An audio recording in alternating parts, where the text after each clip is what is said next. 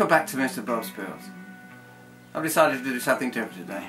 I'm following the example of the excellent Prop 72, Scale Model Medic, Rob at Basic Modelling and others, and come out in front of the camera, that is, of course. Today's episode is going to be providing an update on my new projects. Having completed my 1/76 scale 18-pounder gun diorama, I was rather taken with a smaller size scale, and so I fancied building a tank. So I went out and got myself a Dragon 1/72 scale Tiger tank, initial production. Now I got that home and it looked so good I went out and bought myself another. So what I'm going to be doing is providing my first impressions of those kits. They won't be in-depth reviews, I don't know enough about the tanks themselves to do that. But I can give you my impressions on them as kits, and then perhaps talk a bit more about what I'm going to be doing with them. I've also got some new figures. I've also included this one, which I'd left out of the initial shot. This is a zombie figure by Darkwell Creations. It's Jared, who's this splendid looking zombie eating a leg, some poor creature's leg. And I was fortunate enough to win this in the International Scale Model of Figure Group build. Thank you, Paul, thank you, Lee, for organising that. Thoroughly enjoyed it. And I'm not going to be looking at this one in today's show. I'm going to have when I start to build and paint this, I'll do a separate edition. So we'll come back to this. These are from D-Day Miniature Studios, a fairly new company, I think. They're from Poland, and they do some really interesting looking figures in 1/35 scale and also here in 1/72. Now this one is you won't see this particularly in this shot, but I'll do some stills. This one is a set of German officers set in the Russian winter of either 43 or 44, I think. And I'm definitely going to be painting these, and I'm going to be setting them with on their own in on a small display stand, or perhaps with something like this tank. And this one is Afrikakorps set here, set with an armoured reconnaissance vehicle, a 222 I think it is, with some interesting looking characters. And I'll have some pictures of those in their raw state. I've actually put these together and primed them, so you'll see those. They're fantastic figures. I mean, in 1/72, the amount of detail is extraordinary. And this chap is a 28mm figure based on the Prisoner show from the 1960s, the television show. And this one is Leo McKern, who appeared in a couple of episodes as number 2. And it's a lovely little figure. And I'm going to have a lot of fun painting that. There'll be some stills of this one too, so don't worry if all you can see in front of the camera is a grey blob.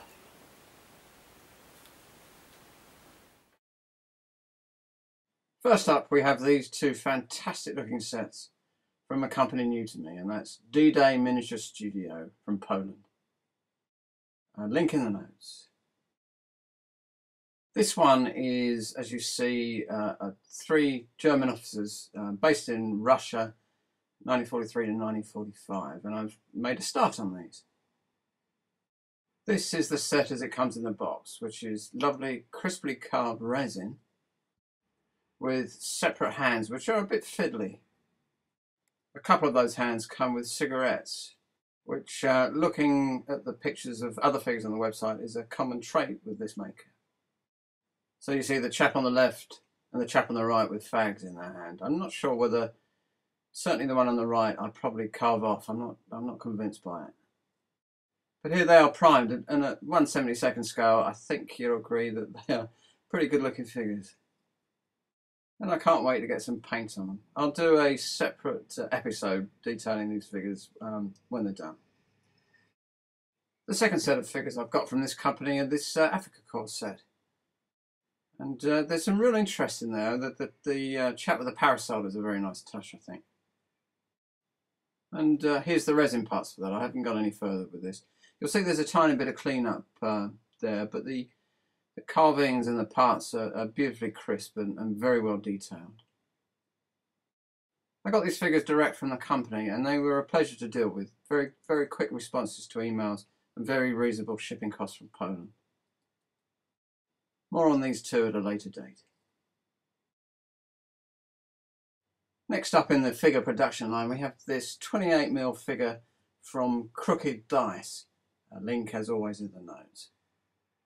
Crooked Dice do a series of tabletop games based on TV series. And it's clear that this particular figure is based on the TV series The Prisoner. Crooked Dice are a bit coy about this, and they call this particular character Benton Troad.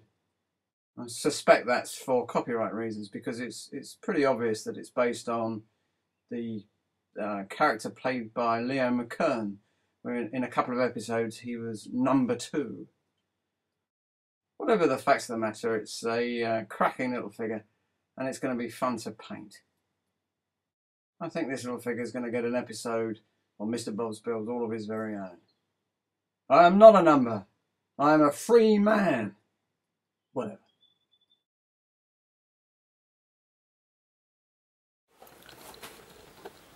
First up, it's going to be this initial production tiger, which is a tiger from the Leningrad region in 1942-1943.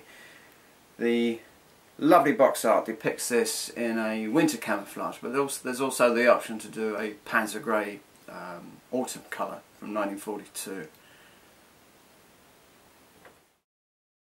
In this part of the episode, I'm going to give my first impressions of 2 Dragon Tiger tank kits.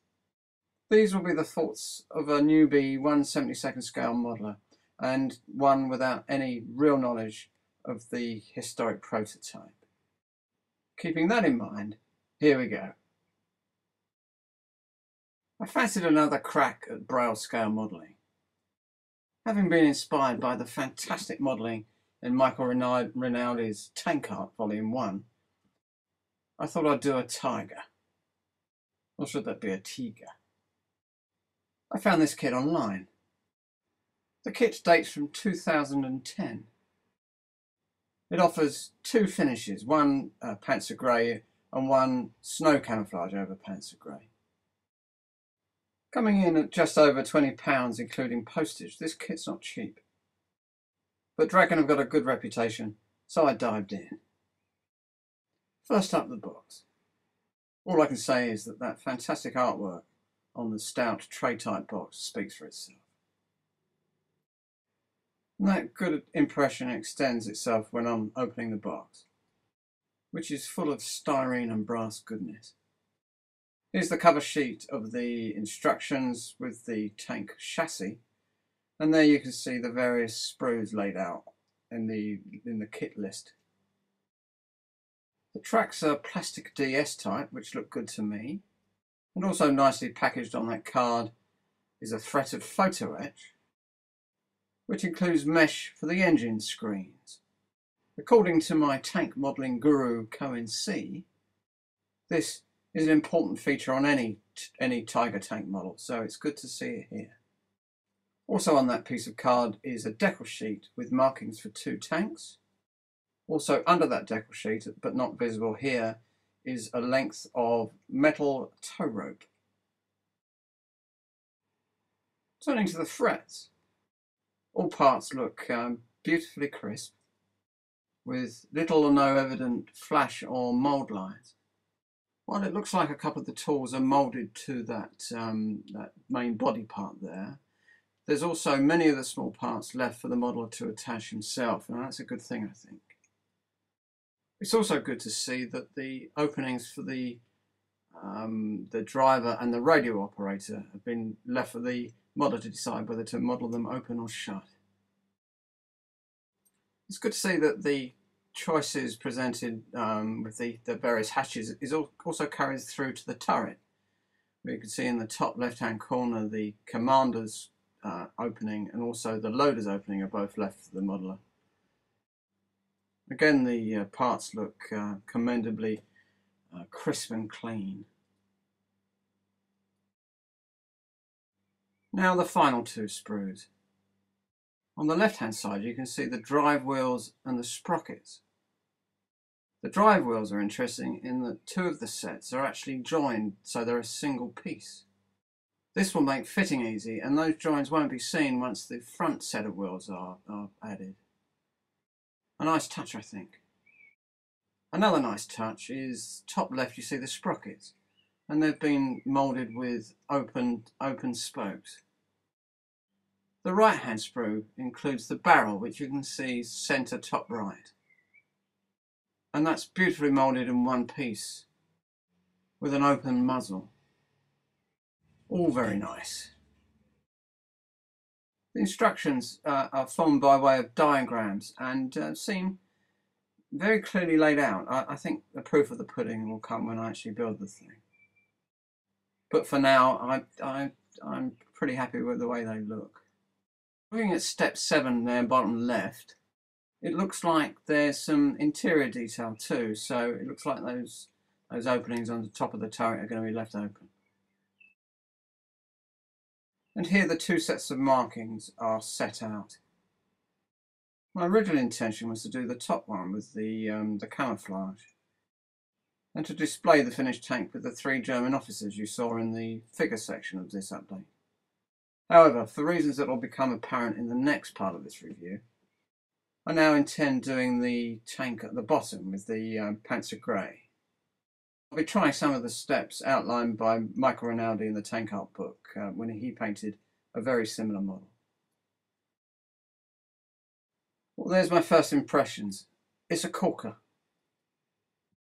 I'll be doing a build log of the build and painting process, so there'll be future episodes covering that.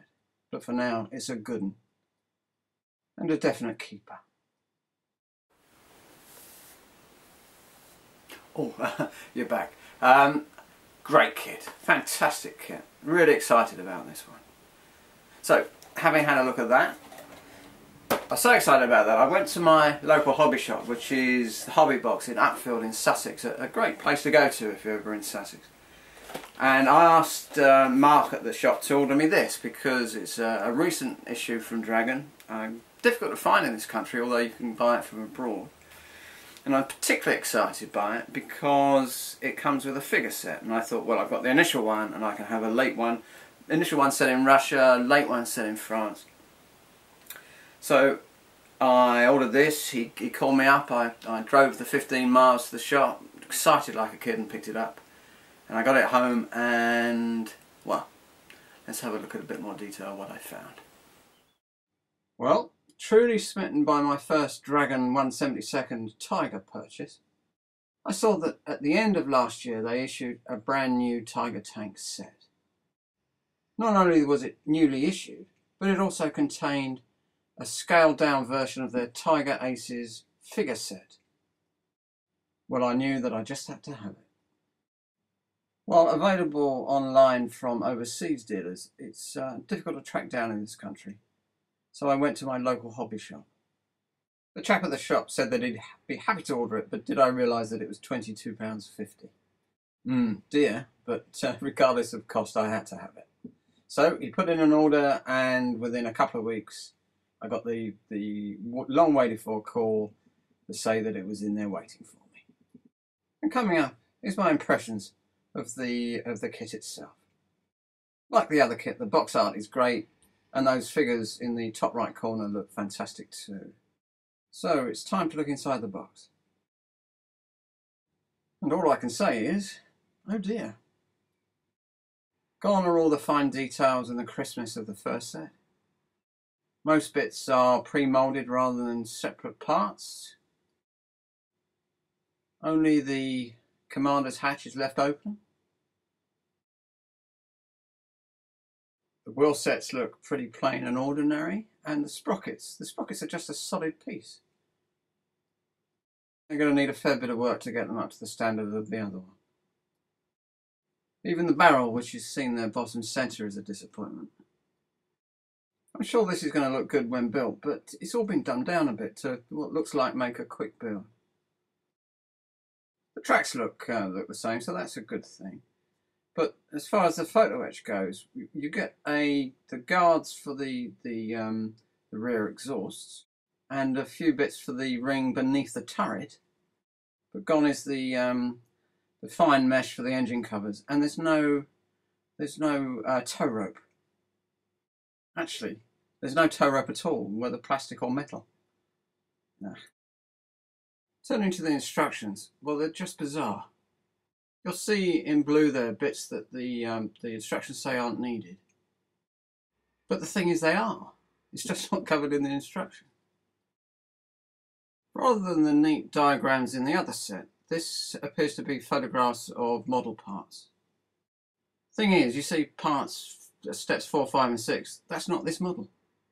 I was puzzled by this and looked into it a bit more, and it turns out that the kit in this box is a reissue of a 2004 kit, and it looks like Dragon haven't bothered to update the instructions.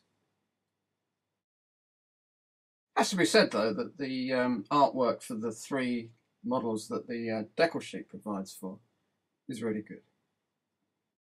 Well, that's something anyway. There's more moaning to come, but before I do, let's have some high points. The model comes with moulded on Zimmerit, and to my untutored eye it looks excellent. Subtly done and quite detailed. The real high point though is the figure set. Well, clearly based on one of their 1/35th scale boxes, these are newly tooled and really quite fabulous. Here are 3 of the 5 figures built up and primed. I'll leave the other 2 until they're ready to be fitted to a tank, because they've got arms that need to rest on bits of metal. Now, here's the thing. 2 out of the 5 models in this set can't be displayed with the model as illustrated on the box. More on that in a moment. So my intention is to display these lovely little figures on my initial version of the Tiger tank, based in Russia in the autumn of 1942. Now back to moaning mode. The box art tells a story in itself, I think. Top right you have those 5 lovely figures. 2 of them, I think it's the loader and the radio operator, are posed in open hatches. Thing is, this model has both of those hatches moulded shut. On the side of the turret, you see some track parts, prominent in most of the photographs you see from this period. Those track parts aren't in the kit. The turret, just by the left-hand 2 of 212, there's a small slot, which I think is the loader's vision port. That's modelled in the kit as just a blob. Just beneath the turret, on the top of the body there, you can see the tow ropes. But this kit doesn't have any tow ropes.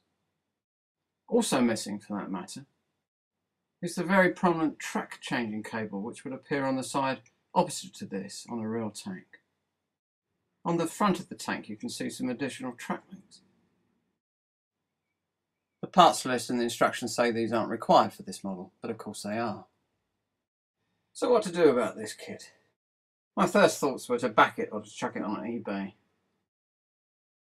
But then I thought, well, it'll probably look good when built, so I'll have a go at it.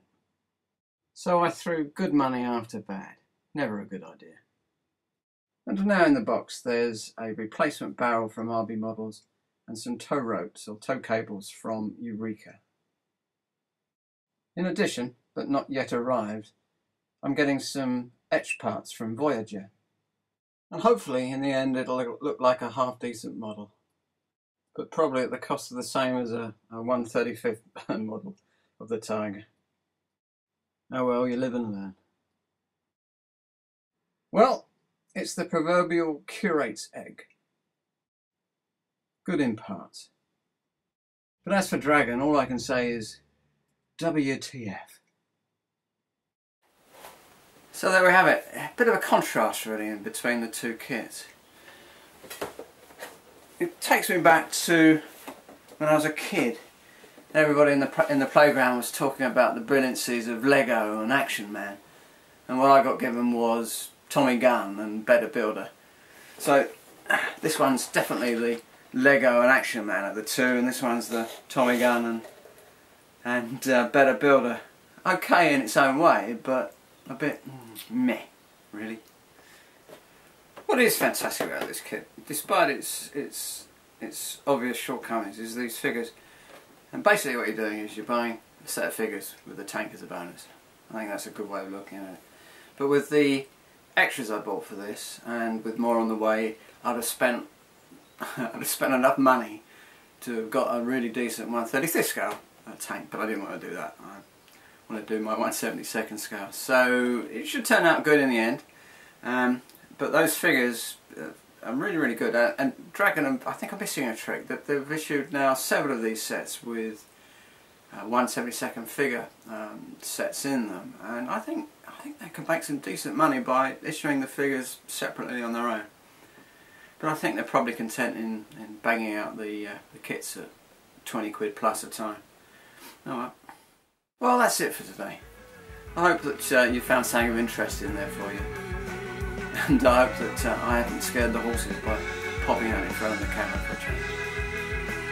So then, until next time, I'd like to say thank you to you for stopping by. Thank you for looking, and I hope that you'll come back soon.